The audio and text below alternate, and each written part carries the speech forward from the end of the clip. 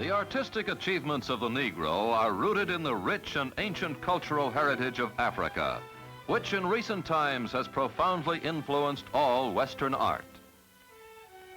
In this intricate gold leaf work, in the devoted craftsmanship of the sculptor, the essential qualities of great art shine through, spanning time and cultural differences. Art lives beyond its own day.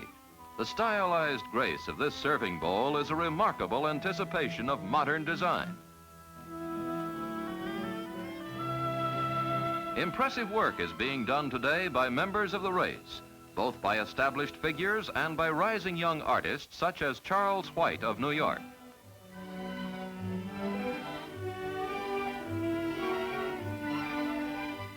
His work in pen and ink and in oils has earned both critical and popular esteem. Success for a young painter today is marked when an art gallery accepts his works, and Charles White's are regularly shown in one of Manhattan's best. Coming into prominence as an illustrator is Ernest Crichlow. His Greenwich Village studio was visited by two of the few living descendants of Harriet Tubman on the occasion of the publication of a new biography of the great figure of the Civil War era, a book in which Critchlow's pictorial contributions are outstanding.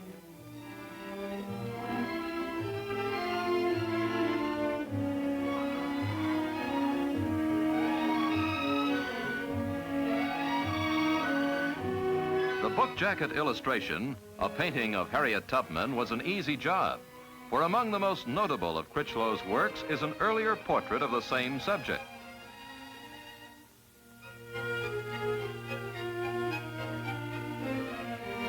Many of the paintings on his studio wall are among those exhibited at his first one-man show, a highly successful artistic debut.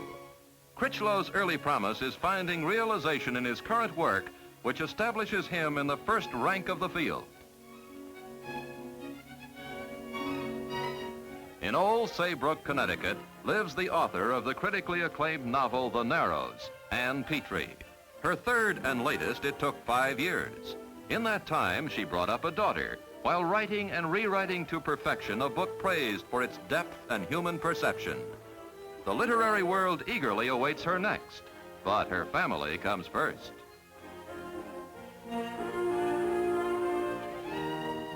Life magazine is the headquarters for photographer Gordon Parks, on the staff of the popular pictorial news magazine since 1949, and a man who stands at the top of his profession. Whether he turns his lens to fashion or to graphic essays, Gordon Parks' style is unmistakable. His critical eye enables him to select from the many pictures he may take on a given assignment those few which most dramatically and concisely tell the story. Parks' work is among the finest in a magazine noted for photographic excellence. At home, Parks turns to other artistic interests. Unable to read music, Parks is a successful composer. Daughter Tony takes down the notes he plays. 41 years old, Gordon Parks has successfully realized his many artistic talents without neglecting a full and happy family life. Art fills the life of Jewell Simon's family. This Atlanta housewife and mother is a talented artist as well. Her basement workshop, crowded with sculptures and paintings, testifies to her activity, which hasn't interfered with the upbringing of little Margaret and Edward, her favorite subjects.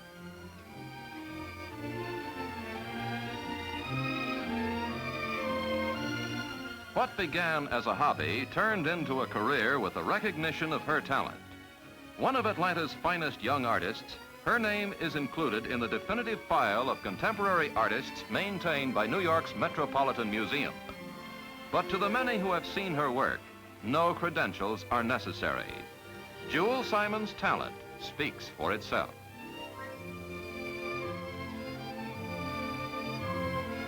Music built this attractive Los Angeles home for Jessie Mae Robinson, whose tunes have been heard and sung by millions in recent years.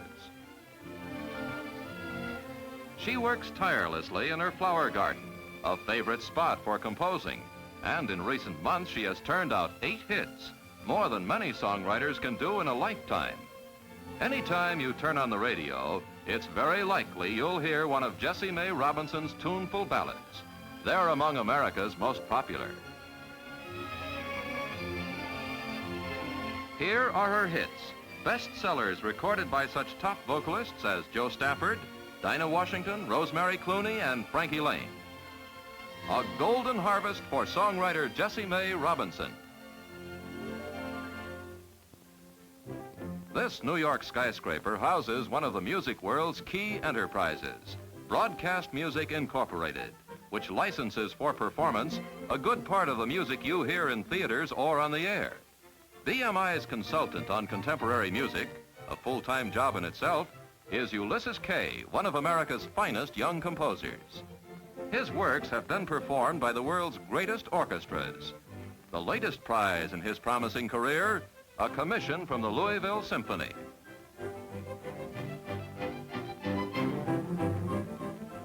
In the decorative arts, the concepts of modern aesthetics are applied to metal jewelry by Art Smith in his Greenwich Village shop. He makes all the novel items on display in the attractive sales room and waits on customers himself.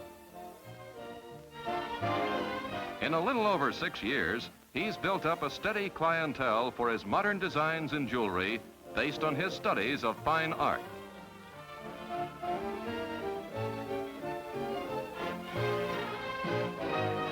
Here's a sample of his unusual wares, attractive however you look at it. Frank Neal's Tray House represents a return to one of the oldest aspects of decorative art. He deals exclusively in custom-made serving trays, often works of fine art in themselves.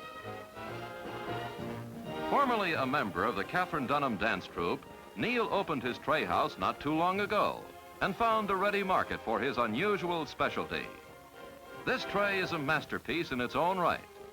Painted in oils and bordered in gold leaf, it's a fine example of the heights which craftsmanship can attain.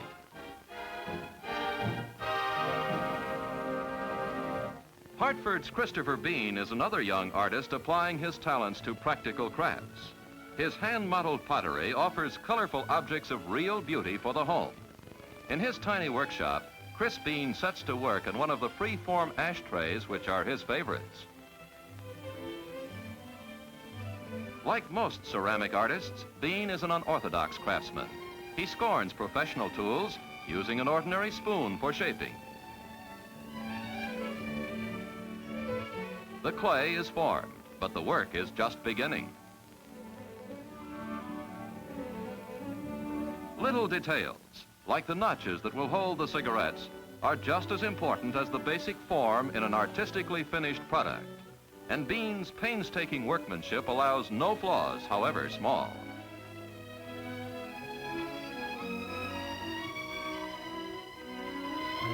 Every potter blends his own colors and guards his formulas jealously. They're the secret of the glaze that gives pottery its worth.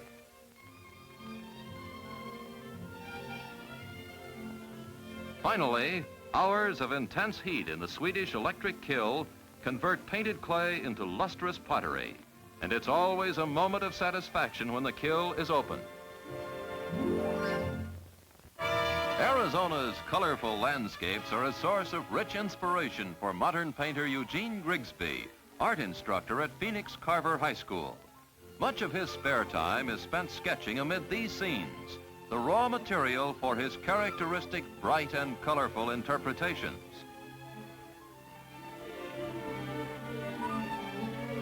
For any artist, this landscape would be a creditable achievement. But to modernist Gene Grigsby, it's just the first step. Returning home with his sketchbook, he heads for his studio, where the underlying patterns of nature are transformed into an abstract painting of the sort that has made Gene Grigsby's reputation.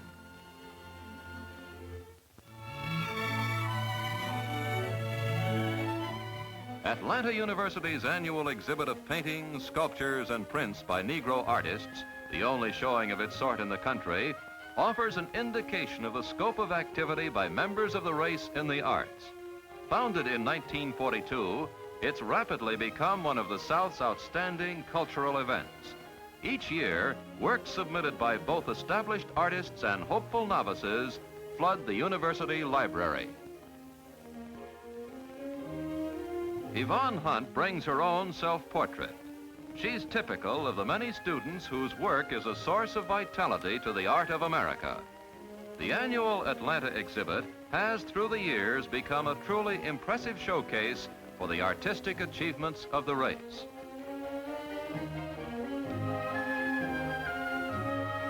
The exhibits serve both as recognition of merit and as an incentive to draw forth new talent. Among the many paintings submitted may lie the work of one of tomorrow's masters, a reminder of the many fine artists whose early work showed here, and a reminder of their outstanding achievements, achievements to the credit of both the artist and the race.